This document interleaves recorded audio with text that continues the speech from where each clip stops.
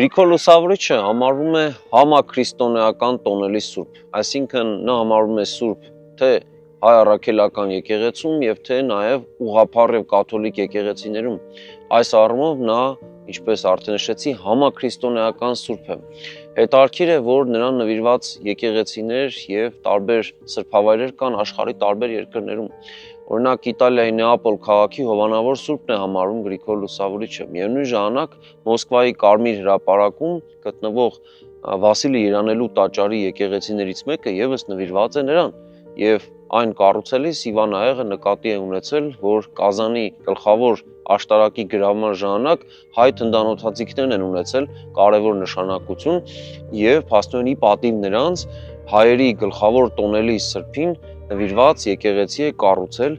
այդտեղ եւ հետաքրքիր է ռուս ուղղափառ եկեղեցին նրա տոնը նշում է հենց այն ժամանակ, երբ որ իրենք գրավել են Կազանի գլխավոր աշտարակը։ Նախագծի գլխավոր գործընկերն է Կոնվերս բանկը, ֆինանսական աշխարհի ձեր հուսալի գործընկերը։